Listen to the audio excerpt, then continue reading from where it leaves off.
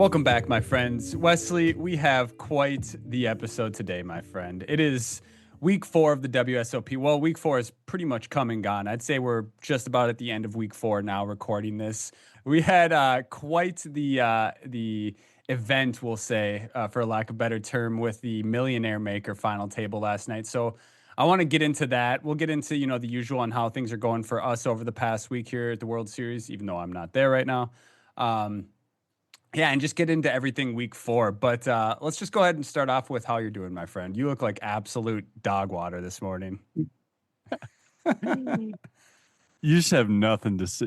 I mean, my mom has told me, if you don't have anything nice to say, don't say anything at all. And my friend, you are just the absolute opposite. I swear, every time we start a podcast, Wes, you're ugly. Wes, you look like shit.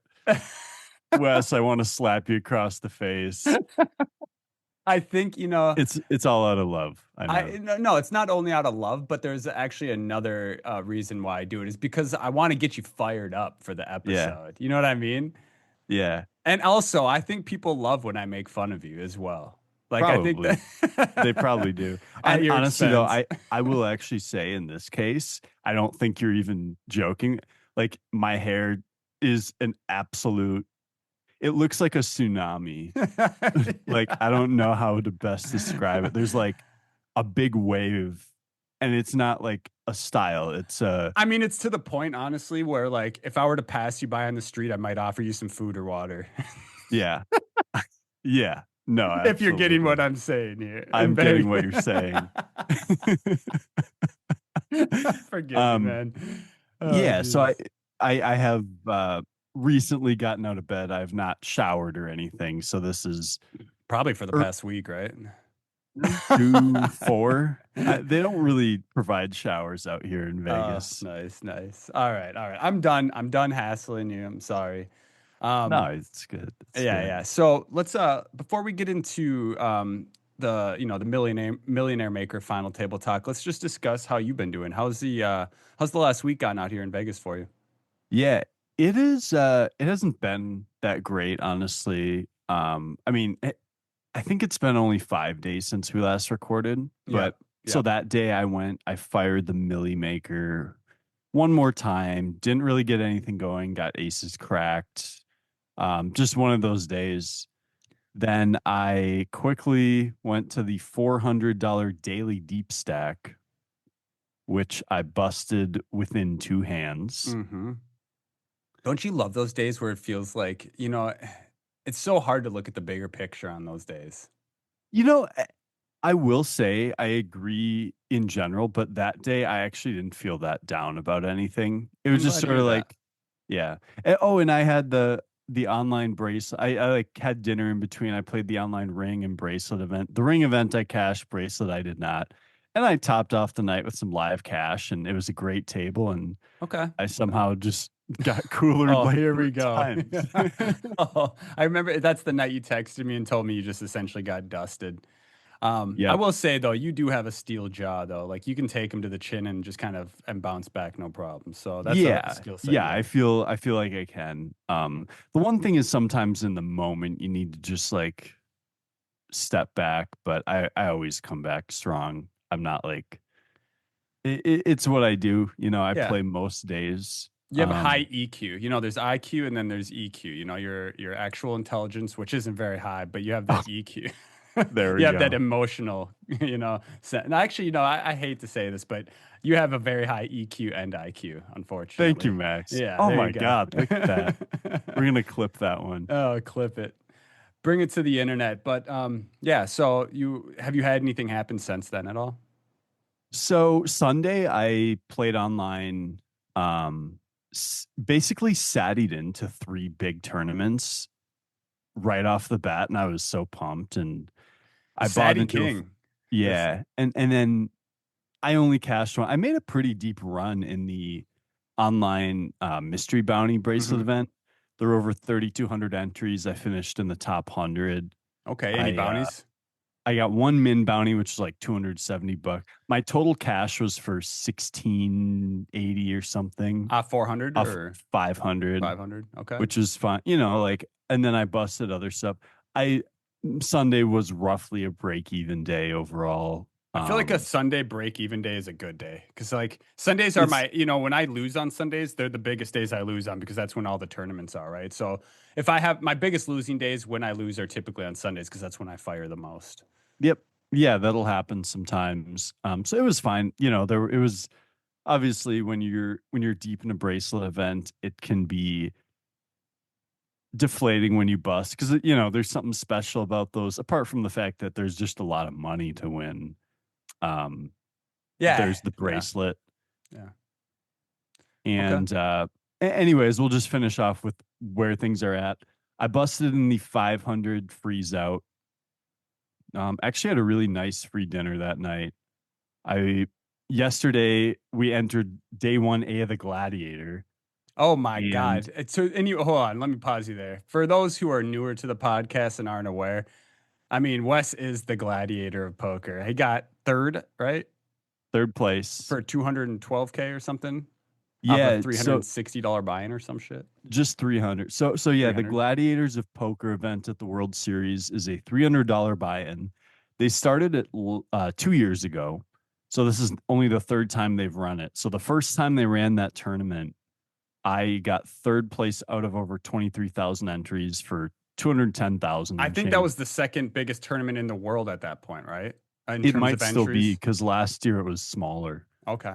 Okay. So yeah. Yeah, and so I fired that yesterday. I was going to ask Lost you, like, you said you had 200 and something K approaching the end of the day. Did you bag? oh no, it was near the bubble. Oh, near the bubble. Okay. The bubble burst like 6 or 7 levels before the end of the day, Yeah. and that one. So I min cashed. Okay. And so yeah, just to give context, so I busted 2 bullets actually. So I fired 3 times and I cashed for 2 buy-ins. So not that exciting, but we got 3 more day ones here that I'm gonna try and get through. How is the structure at that point? I mean, It is day one structure is actually quite poor. Not only is it 30 minutes, but they skip levels. So it'll go like the big blind is 100, 200, 300, 400, oh, 600. they skipped to 500. Okay. Yep. And then they do the Oh, same at 5K. They skip 5K as do well. they're not oh my gosh. Please don't tell me they go from 10K to 15K. No, they have the 12s. Okay. Because They do that.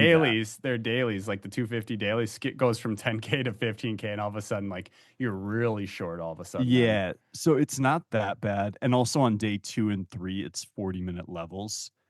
So even though everyone kind of comes in, like the average stack is under 20 bigs on day 2, Hmm. Hmm. um, it slows down a bit then. So then you have a little bit more time, but it is uh it is a pretty turbo-y tournament. That said, it's the softest field you'll get at the World Series. That makes Um, sense. so yeah, on my Actual third bracelet bullet, event, soft field, yeah. yeah, on my third bullet, I decide or not decided. I did spin it up from 30K. I peaked at like 285.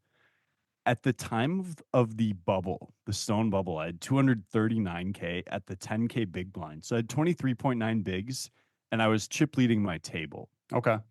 It's shallow. which is crazy. Yeah. Anyways, Were like you a applying level. pressure at that point? Or were you I just kind actually of was, but I got 3-bet 3 times. Like I ran into it a bit. mm, mm. I That can did get happen. some through, but I also at that table on my third bullet, I was getting a lot of good hands. Okay. So I don't think I really like I did get a couple rather light opens through, but I got a couple that I got jammed on too, or at least 3-bet. So, Okay. you know, Okay. I'm gonna try to, but yeah, I really am gonna try to do that today. It's been a slow week, but here's the thing. I mean, you really haven't played that many tournaments over the past week, and Yeah, it's been only 5 days. so, yeah, we this one because we kind of were a little late on the last episode due to scheduling, and this one we're kind of trying to get back onto schedule. So there's only been like you said, a handful of days in between recording then and recording now. I will say, while I'm not in Vegas this week, I did win my first PLO trophy. That you did. Yes, dude. That you did I'm so hyped on that. online. That's Yeah, man. awesome. I've always wanted to, like I don't play a lot of PLO. I feel like I'm decent at it. I'm not great by any means, but I dabble online in the PLO tournaments, and Global has a PLO series going on just for this week, I believe. Mhm. It's a $22 buy-in, so nothing significant. It had like 250-ish players, somewhere around there. And I won it outright for like 1,800. Not bad ROI on $22, but I get this sick trophy that says 4 beats 2, Yeah. which which I'm pretty hyped on. All 4 right. cards, yeah. Yeah, yeah. So I thought that was pretty sick, just to add to my nice collection back here. Yeah. It's beautiful. Actually, you've got it blurred out, so I can't even see it. It's yeah, too bad. Well, Too bad for me. once we put once we actually put videos on the internet again, we'll clear that up so the world. But yeah, so that nothing to. Oh, actually, on top of that, I only played 2 tournaments that night. I played that 22 buy-in. And then Yep. I played the 99 buy-in PLO, just those 2 tournaments. I got first in the 22, and then I got third in the 99. So it ended up being like That's some efficiency for the night. yeah, it ended up being like That a is $4,100 night. So not too shabby.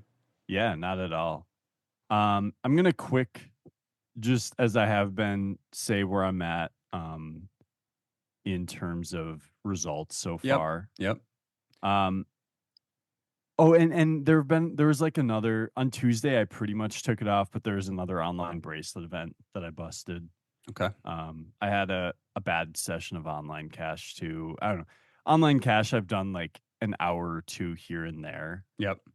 But yeah, so in terms of online tournaments, right now I'm sitting at like minus 4,600 in online tournaments. Okay. And in terms of live tournaments, I am sitting now at minus 6,300. Okay. Okay.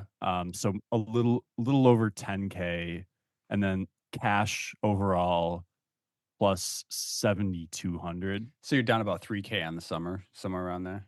Yeah, and then we got the rake back that WSOP has, which is like I've gotten 800 back. Okay. So I'm down, between 2 and 3K I mean, overall. it sounds like you're staying afloat, and honestly, that being this far 4 weeks into the WSOP, and not being buried is pretty much like a win. Breaking even at, you know what I mean? I know. I will say, like, on one hand, so like I think that is fair, and also it's like I do also have to, and not that I'm not like upset about it at all. Mhm. It is what it. But there is, as someone who does make my living doing this, it is I do view poker results very very differently than probably most listeners. Where it's like, oh, if I break even in Vegas, that's a win. I'm like, Right, you're here to make money because that's how you pay your bills. Exactly, yeah. So it's Yeah. like if But I it only takes one, and let's remember that. it only takes one, and like before this, online, the bankroll challenge stuff was going well. I had some decent runs in live tournaments. So not that it's specifically Vegas. And actually I had a couple thoughts that I'll share too, but it's not like specifically Vegas. It just on the year as a whole, I think most people will be like, if I break even from poker, that's great. Whereas for me, it's like, No, that's not okay. right, yeah, like that's, a disaster. Right. Yeah, it If is. I mean, it could, truth is, it could be worse, but I mean, it totally could be worse, yeah, yeah. but Um, I 100% understand what you're saying. but And but yeah, not only is it like throughout the year I'll have a bunch of travel expenses associated with poker that I need to cover. they're That's like, expensive for sure. yeah, then it plus all just the normal living stuff. So I want, yeah, like I certainly I'm not getting slapped around, as you would say. I want to Um, say that we did get some feedback in Discord about us giving our results, and a lot of people are appreciative that we're sharing the realism or the reality of how what being a professional poker player can look like. I mean, obviously you're very yeah, studied, you know the ins and outs of the game, and even though and you're still not ahead at this point on the summer, and that happens. It doesn't matter how good you are, like variance yeah, can beat you up like that. But um I also agree that, it's healthy for us to show this side of poker because it also, when you look at day twos and see the same names all the time, it's so easy to see the upside in poker when you're looking at it from the outside, and not so easy to see the downside. So, shout out Yep. to the people who, said good things about that. And no problem. We'll continue to be as real as possible regarding that. Yeah, for some reason, like that, both with my bankroll challenge and with how we've been going about our World Series thing, that's kind of my goal. Like the point of the podcast is like entertainment, but also to educate in a way, to Yeah. teach, Yeah. like provide poker content for learning, and part of that is just like, yeah, this is how I things are I going, would and say we're, a higher percentage of education and strategy over entertainment. Like we're not here to we obviously talk about some of the, like we're about to talk about, the final table, right. all that good stuff. But no, we're here to, hopefully give people better not only to improve their game, but to give them an expectation of what playing poker professionally can be like. And as you're choking on water, you should Yep. maybe take some lessons on water drinking. That might Yeah, help. that was rough. Went down the wrong pipe there. I hate that Um, feeling so much. Oh, yeah. but again, Wes, I think you still got quite a few tournaments in front of you. So um, I'll be sitting here sweating you, and actually, we'll be coming back out there July 4th ish or 5th ish, something like that. So Yeah. um, Yeah. can't wait. Yeah, and so that'll be a little over a week from now. Yep. And I know I have plenty of stuff between now and then that I'll be in, and yeah, Yeah. it'll be fun. Before we get into the main topic we're going to talk about today, Yep. the Millie Maker, I actually there was a thought that came to my head just about my mindset and how it's different sort of this year versus last year versus the year before. Okay. And I think so for those who don't know, like my history of the World Series, my first one, I came out for a few weeks that year in 21 when it was in the fall. It went all right. I got a few small cashes. The next year I did two little trips, and I did finish 13th in an event, so I had a really good score. And then the last 3 years here, I've come out for pretty much the whole thing. And as we alluded to earlier this episode, and as we talked about in our very first two episodes of this podcast, actually, like I hit a 210K score On your within two first full weeks. summer. Yeah. Yeah. So you And probably have so, high expectations from there. yeah. And then last year I came in on a downswing, which I think I had the year before too. But last year, even though I knew it wasn't the case, I kind of came in with this like unrealistic expectation that like I'm gonna hit something, like I was going to, if I didn't hit something big, it was like a failure. And I think that led to maybe at times me not playing as well, but also I think more importantly, just outside of when I was outside of off the table and whatnot, I don't think I was just like enjoying it as much. And Yeah, I hear I that. know I was a little tilted last summer, and this year, like, granted, it helped that I came in on a little bit better note, but I just the whole time I'm like, this summer doesn't like it's just a 7 week stretch of tournaments, Yeah. and like, yeah, sure, if I end up winning a bracelet, it may define a good part of my career, but it's like it. I do this all the time. I play poker all the time. Like I'm gonna have not only many more World Series, but even if I didn't come out to Vegas, like I would still play so much poker, right? And so like I'm just treating this as a continuation of what I normally do rather than this big thing that I need to hype up in my head. I And I think think that's that's the been healthy way helpful. to, yeah, that's a healthy way to look at it, honestly. Yeah. And here's the thing too, you're still new, and I mean, you've been doing this for what, 3 years professionally now? Yeah, yeah, closer to 4. Closer to But yeah. four. I mean, you're and I'm proud of you for this, Wes, but you're growing, you're Thank becoming you, a Max. man. Yeah, I got You're rid of the diapers the other you week. freshly entered your 30s, and like I don't know. I just feel like yeah, you're going through the motions, and as you do that, you're understanding how things are your expectations are, being more aligned. And I don't know how to word this, but anyways, I think, yeah, you're becoming better at dealing with this stuff as you get older. So, Yeah. um, I mean, I'm still confident that you're just gonna knock something out of the park this summer. Oh, I And mean, we got three more, dude. I we got three more flights to the Gladiator. It's the greatest oh tournament in the no, history of poker. man, you are very polarized on this Yeah, tournament. It's like last year.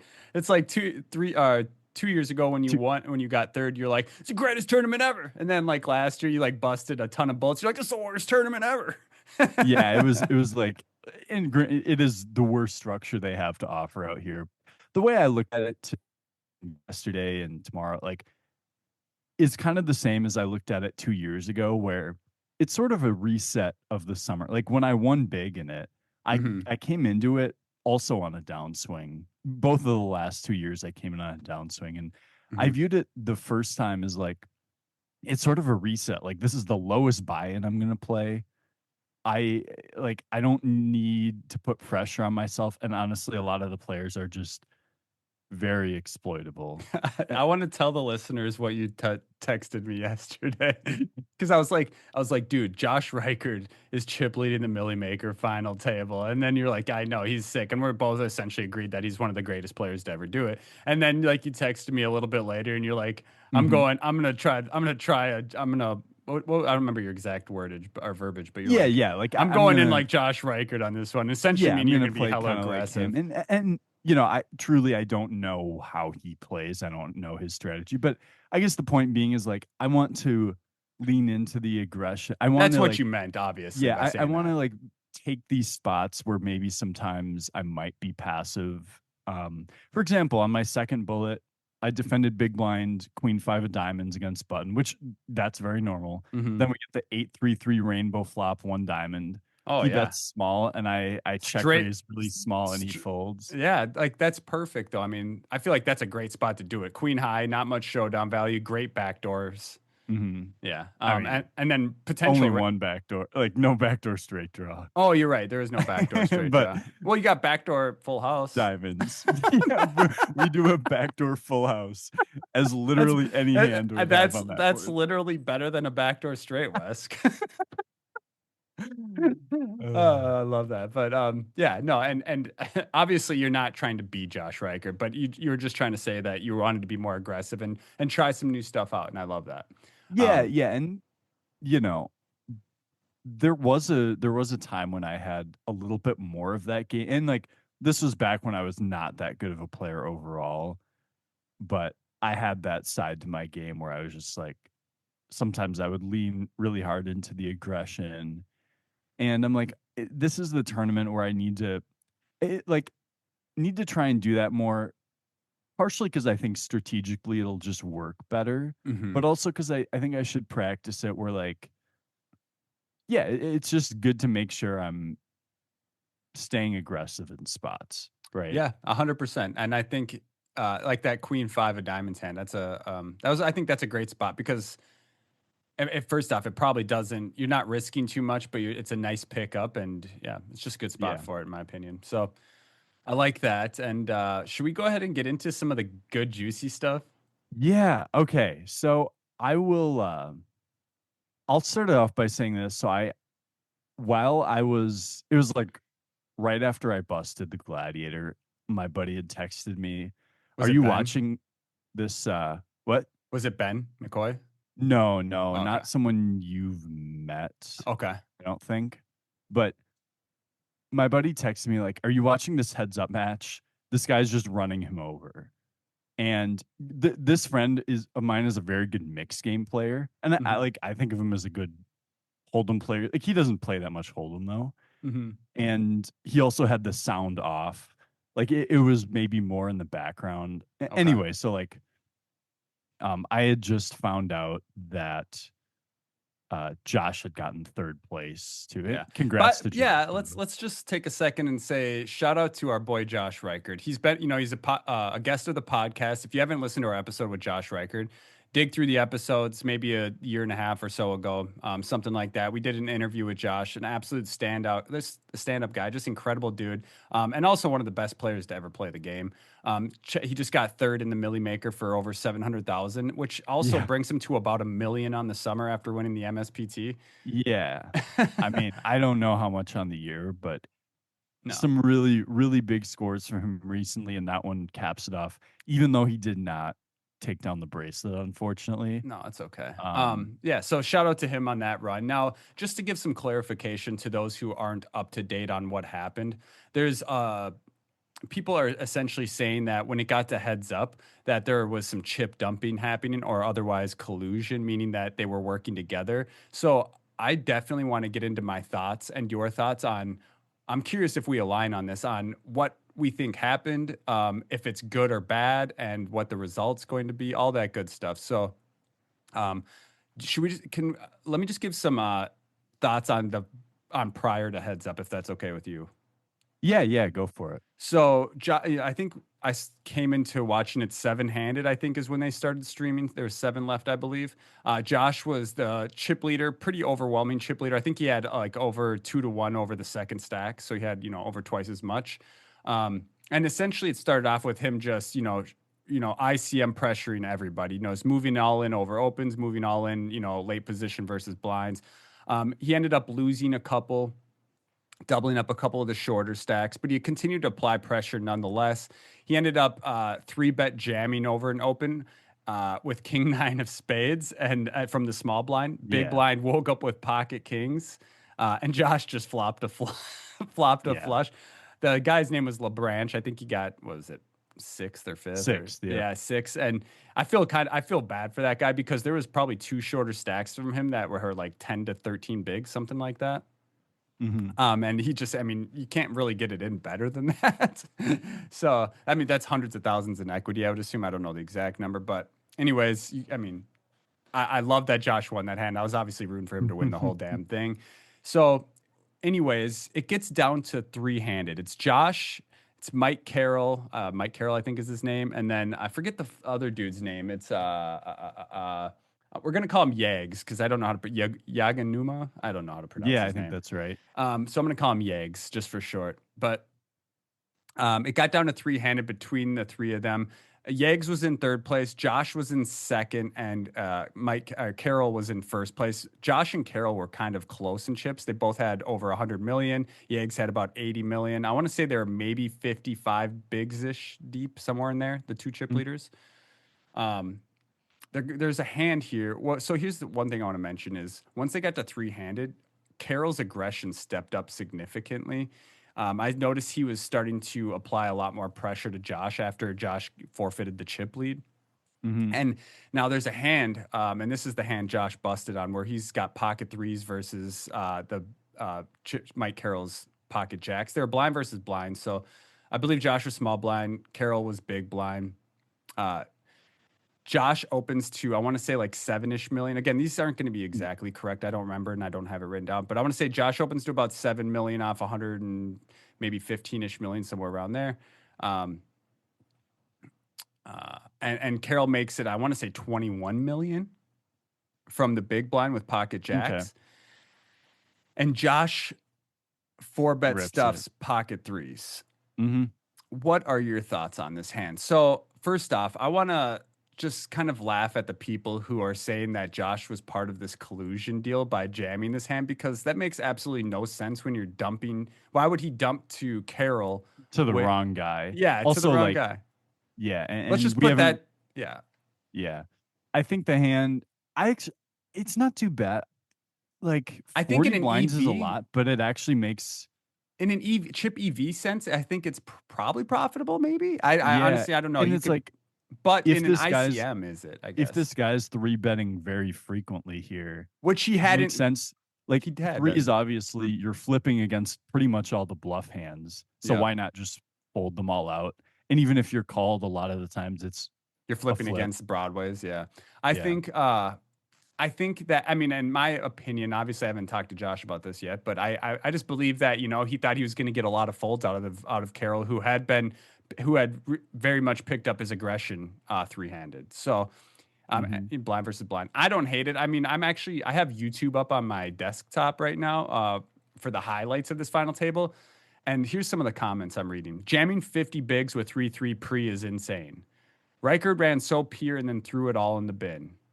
Uh, just a bunch of comments like this. And it's like, I love all these internet warriors. I mean, Josh Reichert has 16 rings. He's a WPT Sherpo champion. Hmm. The only thing he doesn't have is a Is a WSOP bracelet. bracelet. I mean, it's like, And he's been close a couple and times. also one thing I want to mention about Josh, and one thing I love about his game is he's not like someone who just studies ICM and charts all the time. He's like the quintessential field player. Like he's Yeah. aggressive, and when he feels like it's the right time to be aggressive, regardless of what theory says, he's gonna pull the trigger. And that's why Hmm. I think that's why he pulled that spot because he noticed a pattern of Carroll being more aggressive, so he's combating it by reapplying aggression. I think it's as simple as that. What are your thoughts? Yeah, I think I think he does actually have like a decent grasp on theory, but he's like, Well, yeah, from talking and studying with the best players that he's friends with, but in terms of him studying on himself, and I think he even said this on our podcast, is like I mean, he's not one to go open up GTO Wizard and start running sims. correct. Yeah, that's definitely not his style. I mean, I will also say, like, when you have a style like his, people will do one of two things. They'll like sometimes be more passive, but then they'll realize what's going, and then they'll sometimes get really aggressive against you, Yep. and so then he'll make additionally aggressive. It's sort of like a cycle, a loop where it's like when people are playing back at you, then their range is lighter, so you can play You can back at start them playing more. lighter. Yeah, exactly. Yeah. Yep. So Nailed it. That's 100% agree with that. yeah, and so I don't think this is actually crazy. I think I heard a couple people say he punted. Blind versus like I don't think it's actually that crazy. I I don't either. I honestly don't. And to all the haters who like, there's two things: either he punted or he was a part of the collusion. And I think neither of those the are true. collusion thing, yeah, no, and we'll get to that, but that doesn't actually make any sense. For one, because he would have punted to the wrong guy, Yeah. and two, it's like two, he still wants to get heads up, Mm. and three, like if you watch if which you did, if you watch the heads up match, they were going out of their way to not get all in, Yeah, you know? I mean, there was, yeah, they had almost zero showdowns. So, Yeah. um, Granted, it was because they didn't want to bust the guy who had should we the clarify ticket. why there was collusion? I don't think we mentioned, did we? Yeah, so let's get into it here. Do you wanna or No, feel free. Yeah, start it I off. got it. Yeah. So WPT Gold, the new online site, they're doing this promotion where if you win a gold ticket or whatever it's called, Gold Rush ticket, I a think. Gold Rush ticket. You can win it by Something. winning a free roll and maybe some other ways too. If you win one of those things and then go on to win a bracelet, and I think it has to be a bracelet in one of the like they have a list of 11 events. No, so I think you're misunderstanding, and I actually might be wrong by saying this. Okay.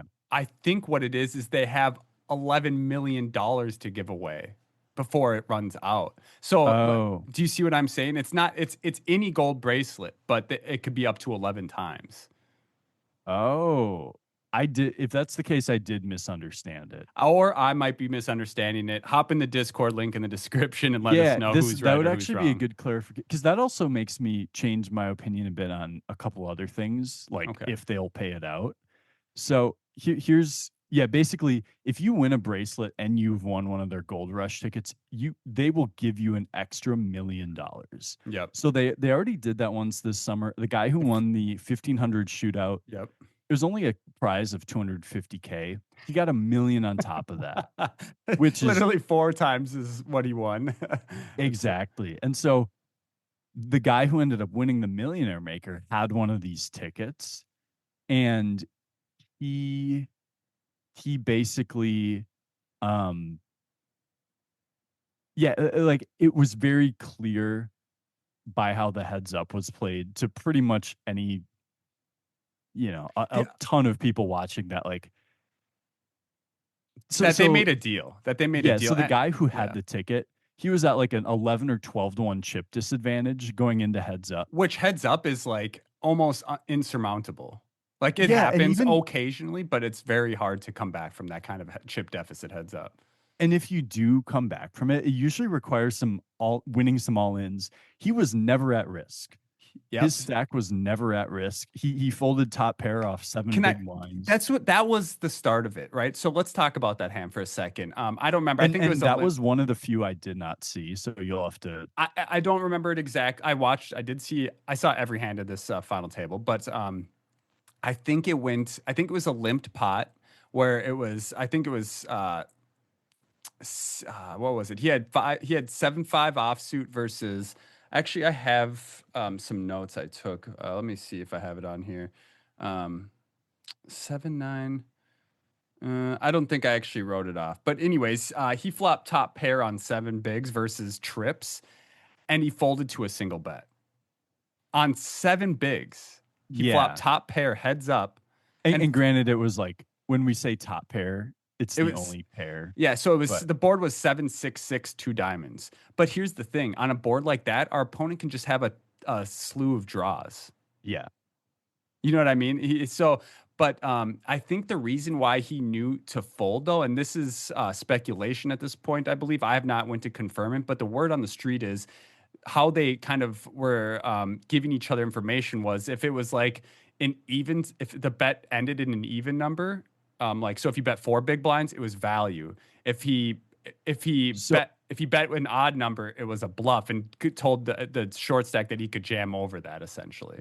yeah, so Carol, it wasn't the amount of big blinds, but so the blinds were like for most of what I saw, 1.5 million and 3 million. Yeah, He yeah. would just raise if it was like 9 million or 13 million, he would just make it an odd number. And Yeah. then there's one time he had a good hand and he raised to 8 million. So Yeah. it was It was the either amount of it millions. was If it so was weird because he would bet 15 million. All of a sudden, like at 3 million big blind, he would bet 15 million and then just fold the jams over and he over would and just over. yeah, he just would like open jack deuce off and then the other guy would just look Jam at him seven for eight a bit. oh. Yeah. And yes, exactly. 8-7 off suit, 9-8 off, king 5 off. Like all these hand he would It just was go all in perfect or every time. raise So small. so it's clear that they were colluding. Now, let's talk about the collusion, right? Yeah. Here's the thing, when you're heads up, collusion, who does it hurt? Well, if you two made a deal and there's no one else at the table, you're not hurting anybody because you two made a deal. Okay, so let's eliminate collusion hurting any of the other players. Now, there's speculation that the deal was potentially made 3-handed or before, where then other people could be hurt. I Mhm. didn't see anything that promoted that, and I guess a good example is when there was like 5-handed or something. Uh, Carol and Yags, as I call him, they played a pot where Carol opened King 6 of hearts. Mhm. Yags 3-bet Ace 4 suited, I believe, from the small blind. And then Carol 4-bet just rips King 6 suited. And he got Like, a fold. and he got the fold. So he's not Yep. dumping to him at that point, right? Yeah, no, that was it does seem that it was something that started heads By the up. way, I that mean, King 6 4-bet rip, that was a bold play. yeah. Yeah, I bet. I mean, uh, I'm sure it was a lot of big blinds. As I said, I've seen most of the heads up part and nothing else at the okay. final table. But yeah, I think so. So here's the dilemma. Obviously, is these guys colluded in order for Yag and what's his name again? Yags and Carol. Well, Yags. We'll call him Yags. Yeah. For Yags to win that $1 million from Club WPT. So and first place was something like 1.25 million. Second place was just over a million. So Yeah. like the way this would work out theoretically, especially since Carroll had a massive chip lead going into heads up, I'm sure it would be something like this. Carroll basically dumps it off to him. Yep. And so not only does the other guy get the bigger prize, but he gets the bracelet. I'm actually guessing Carroll would get most of that $1 million bonus I was because thinking that they would split 50-50. That was my thought. Obviously, this is all speculation, but who yeah, knows? I mean, because it's like for one, he pretty much had the bracelet locked up, Yeah. He would and essentially profit 300K if they did 50-50. yeah, he would. Um, or maybe they would do it so they both receive the same net amount, you know? Yeah. So if the total between those two, there's like 3.2 million worth of cash there, so Yeah. they each get 1.6 total. Yeah. So maybe whatever it is, clearly there is incentive here. Like this could be a win for both of them, Yeah. right? So let's discuss who is getting hurt in this situation. Well, if Yeah. the deal is made heads up, no one's getting hurt, in my opinion. And let me explain. You'd think that the person getting hurt here, or the entity we'll call it, is WPT because they got to pay out $1 million. Well, Mhm. from the sound of it, WPT isn't even mad about this. First off, they planned on giving away potentially $11 million if I was correct on my previous statement. Secondly, they are getting infinite publicity over this now. Mhm. So, yeah, I think if anyone gets hurt here, it's WPT. But from the sound of it, they're not even mad about this situation. Now, WSOP is currently withholding first and second place. Are they? They Okay. are. So if they're the ones that are kind of looking bad at this point.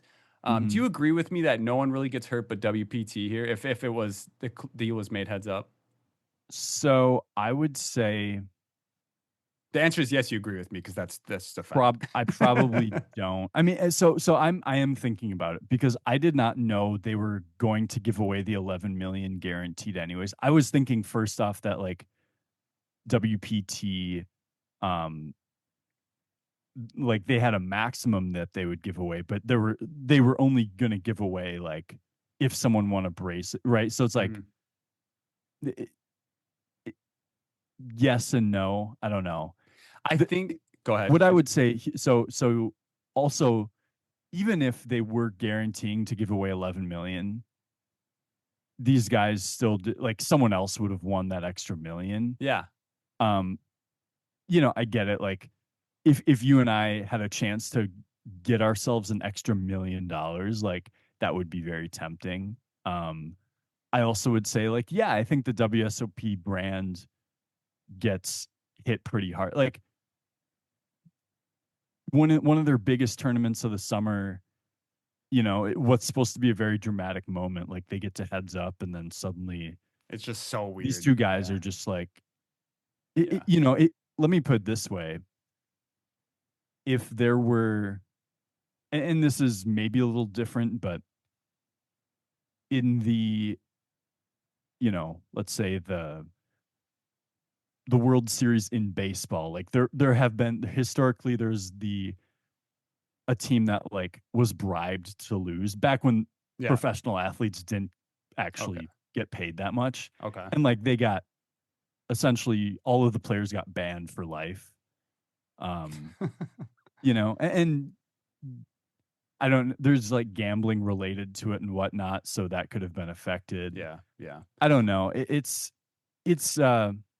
Ultimately, I don't think they're getting hurt from this. I think, yeah, I just don't see it. If it was heads up and this deal was made, no one's really getting hurt except for WPT, who has to cough up the extra million. And it sounds like they're not even that mad about it yeah, because if WPT doesn't care, like that's now, now let's talk about something else. Well, talk about the same thing, but a different part of it is the rules clearly state in the WSOP at the WSOP that collusion will result in disqualification. Now, I don't know yeah. if that changes because they're heads up and that there's no one else to really get hurt. But I mean, if that's a solid rule and it doesn't clarify, imagine a universe where they just they disqualify first and second, distribute all that money via ICM, and Josh wins a bracelet.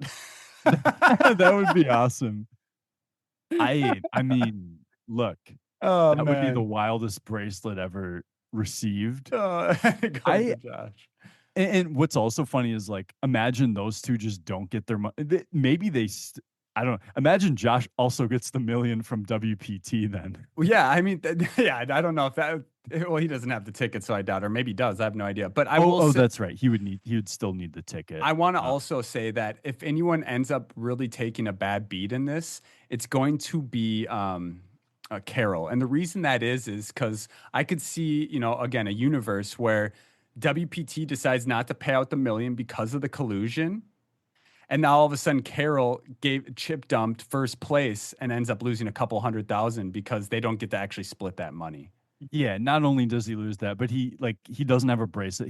He had the bracelet locked up Yeah, he really did. almost. Yeah, I mean, it was so strange because these two guys, like Yags has three bracelets already. Both all have been won in the last 3 years online. So in three Mhm. years, he's won one each year in the last 3 years, which is crazy Really. online. So That's yeah, it's super impressive. impressive. But and then Carroll is a two-time WPT champion. My point is that they're both professional poker Very like players. very seasoned professional And to players. see them playing the way they played, it was just very obvious that there was a deal made behind the table. There's just no denying that. There was Yeah. pure collusion just by watching players of that caliber play the way they did.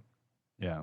Well, and Uh, also, I came home and like crashed right away, but then I woke up at like, 1:30 or 2 in the morning, and one of my roommates was watching the heads up match downstairs, and I went down and he's like, "Oh my, yeah, I've only seen 15 hands and it's just terrible." And so I watched the rest with him, and did you you see could the just see last it in their hand? attitudes too, He was especially happy. Carroll was like happy yeah, he was just like kind of after, chuckling and like yeah. not taking it. He was putting out bets, like, and He, ca- granted, I think that was maybe his demeanor in general, but he just had like this aura of him where like he just was not trying. Like he he was no punting, no 100%, and I think so there was 100 nails in the coffin throughout heads up that gave it away, but the final nail in the coffin is when he had, I don't know how much he had the last hand, seven bigs again. I think he had seven bigs or something like that, somewhere around that, 7 to 12 bigs, somewhere in there.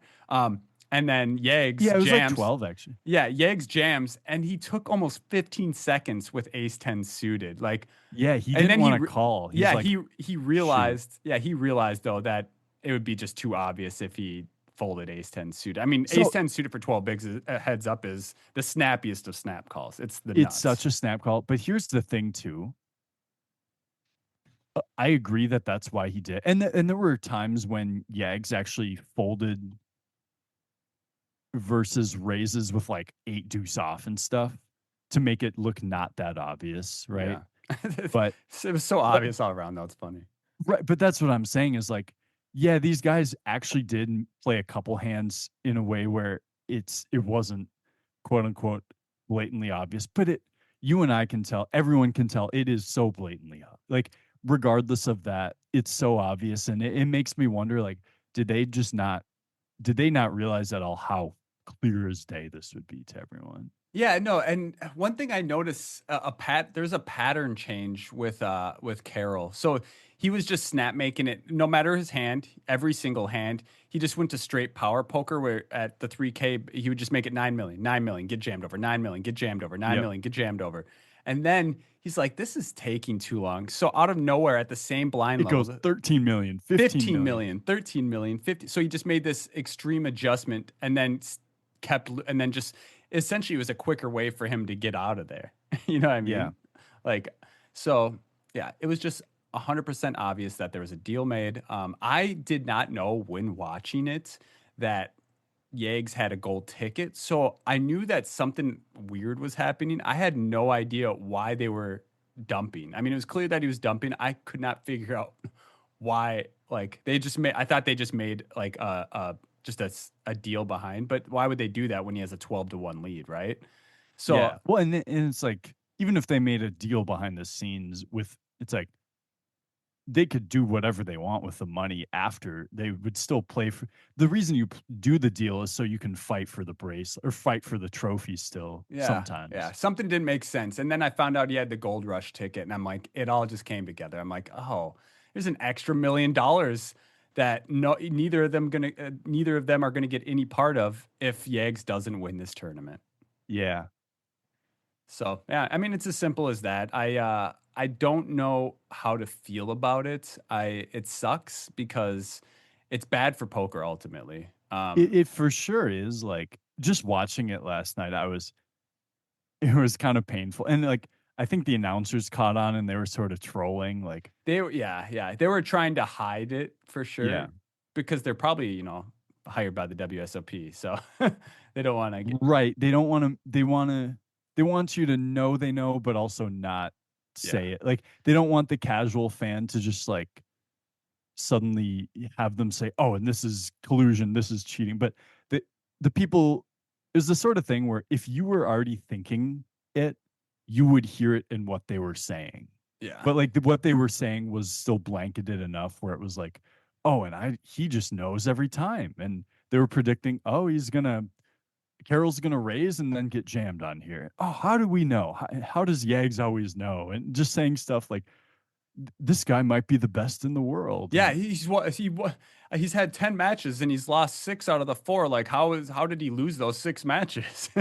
right, yeah. So it's like if you're someone who's looking at this and being like, God. "This is cheating" I just or saw "This is him. collusion," Yeah. you Yeah. can tell that they also tell. But if you're someone who's just casually viewing, you're not going to catch on to what they're saying as much. Yeah.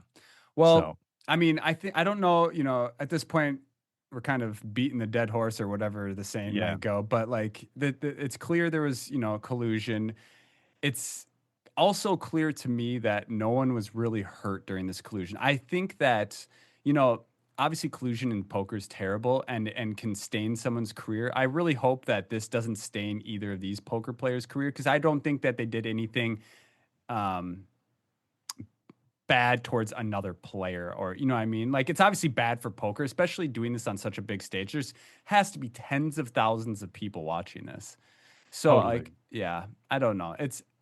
I hate it, but I understand it. I don't know what else to I say about I it. was thinking too. I'm like, first off, I know I would be extremely even if I was in Carol's position where it's like I could make the extra money, I would be so uncomfortable with the idea of like just giving away this huge chip lead, Yeah. especially on stream, but also because I just like it would just feel weird and icky to me. Yeah. Um, It is icky. part It's part of like it is because it's just like my internal self, but also it's like people are gonna know. Like I don't know, and it's like I would also think too, like, isn't there a chance that we just get stiffed? Like it sounds like like you said, WSOP hasn't even paid them out. yeah, they haven't yet. I'm curious what's going to happen. We'll follow up on our next episode and let you know what the end up result the result. Hopefully, I mean, ultimately, like I just hope that, like I ultimately hope that Josh wins a bracelet and a ton more cash. I didn't even think of that, but that's awesome. Wouldn't that be sick? Yeah. So that is what it is, and it's ultimately bad for poker, and it sucks that we had to. Yeah, sucks that we had to see it that way. And Yeah. LOL to the people who think that Josh is an absolute, punter. He is one of the best in the world. So Yeah. I was saying yesterday to someone, I think Josh in the last year or two, you know how like Fader Holtz and Michael Adamo had their runs?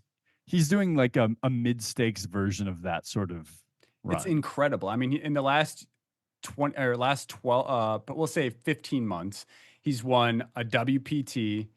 I think did he get second in the mini main last year? Or was that 2 years It ago? was 2 years So let's ago. just say in the last 2 years, I mean, he's made in mid stakes probably 3 million plus $3 million. I don't know exactly, but Yeah. it's $2 to $3 million somewhere in there in mid stakes. Not I mean that's hard to do. Yeah. So It's definitely much like a lot over 2 million in earnings. But yeah, he's absolutely crushed it. yeah, So yeah, shout out to him. Should we get into what the rest of the next week looks like yeah. and Tell me. So what? from I want to hear for you. It's going to be a little bit more exciting than for me. But yeah, let's hear it. Yep. Yeah, so we got 3 more day 1s of the Gladiator. We're really gonna try and make that day 2. I mean, only 3.5% or so make it to day 2, so that is a Three great and a half spot. percent. Yeah, I mean, like I said, Holy we cow! make the money and then have 6 or 7 levels. We made the money 3 hands after dinner break, and then there's just like within less than a level, over 100 people had busted. Oh man, imagine that cash out 540 had line at cashed. that time. Yeah, I would never do that. and it's just it's such a it is a shit show tournament, but it's also just fun. And if I can spin up a stack like I did a couple of years ago, it is a really good spot on day 2 because the tournament slows down a little bit. Does it go from 30 to 40 or what Yes, happens? 30 to Okay. 40 minute levels. Okay. So, Okay. and then they stop skipping levels at that point too. Okay. Okay. So, yeah, and then day 2 is Sunday, day 3 Monday. If I'm not in that Sunday, I will grind online. My parents are actually they're taking a trip to Utah and they're gonna come into Vegas Saturday night, hang out for a Nice. few days. Awesome. So I think Sick, man. Monday I would do something with them. I don't think I'll play the mini main, but then they have the $600 Poker News Deep Stack, which I is love the that best tournament. structure $600 tournament in the world. Yep, it really is. Then there's that 800 like Independence Day one, I think, and then we Okay. got the main event. Yep, yep.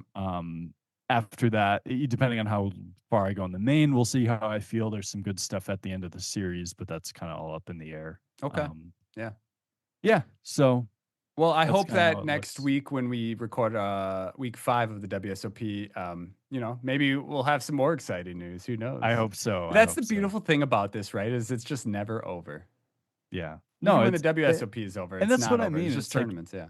yeah, if I come back from Vegas and have a losing summer, like it won't change anything. I came out here with a plan, and even if it went terribly, like it wasn't gonna just decimate me, or that's kind of how you have to manage The it. truth is, Wes, is you live a life that so many people wish they could live, and you're very blessed and fortunate. But you've worked hard. It's not that you're lucky to get there. You've worked hard to do this, to have this lifestyle, and you also live a very disciplined lifestyle. I think a lot of people Thank don't you. understand. Yeah, no, you're very financially aware. You're very well invested. So you do all the things that you need to do to reach where you're at. So, um, yeah, it's just a Thank you. fresh Yeah, reminder to help keep yourself above water. You know what I mean? for sure. There's a lot of stuff behind the scenes that kind of it's not, yeah, not even the poker stuff, but just the life stuff. Yeah. And yeah, appreciate that.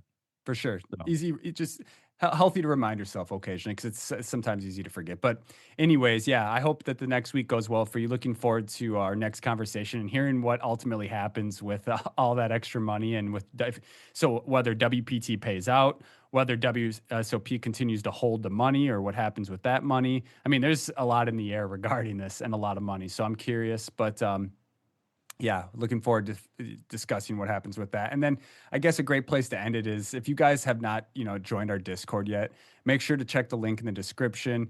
Our Discord is now popping to around 300 people, very active in our WSOP channel has just been blowing up all summer. It's just, I love it. It's awesome to see all the people in there grinding or talking poker. Come make some new friends, come improve your game, join our Discord. Secondly, if you haven't yet, make sure to pick up one of those awesome Suited King hoodies from our collaboration with Tilted Compass. Again, links in the description for all this stuff. Tilted Compass has some of the most comfortable clothes that hoodies I've ever worn. It's just, especially in the freezing cold poker rooms that they have out there. I'm sure you've seen people complaining.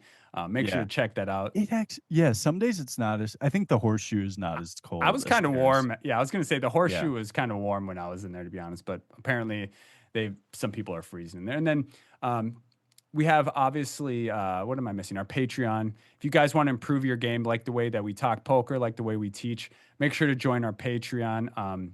We're continuing to put videos into that. We try to do 2 to 3 a week. Obviously, things have slowed down a little bit because of the WSOP, but as we get through that, we'll continue back on that schedule. And there's probably, I would guess, there's tons of videos in there for you to just go devour and improve your game. So make sure to go check that out. And then, yeah, I think, we'll get back to our meetup games on Clubs Poker once WSOP is done. Obviously, Wes can't play while he's out in Vegas due to it not being allowed in Nevada. But yeah, looking forward to kind of getting back to that grind as well and get some meetup games with everybody Yeah. once the Oh, those will be WSOP is done. fun. Those For will be sure. It's been a while I since I've can't had the believe, I opportunity mean, to I think punt. Daniel Kennedy won the last one, and it's just the worst. I know, and what a time to win too, because he's had that meetup game tag in Discord for like a month and a half now, and Yeah, he has. I just don't want him to have that anymore. No, That it's just guy's gotta terrible. go. We should Just just kidding. do a secret one without even. No, he's not. What am I saying? He's not going to win another one. Yeah, exactly. Shout out to you, Daniel. Just playing, buddy. But anyways, guys, whether you're grinding, whether you're out playing golf, whether you're out at the beach, whether you're drinking some whiskey, some tequila, whatever it is you're doing, just I hope you enjoy yourself. I hope you win a pile of cash.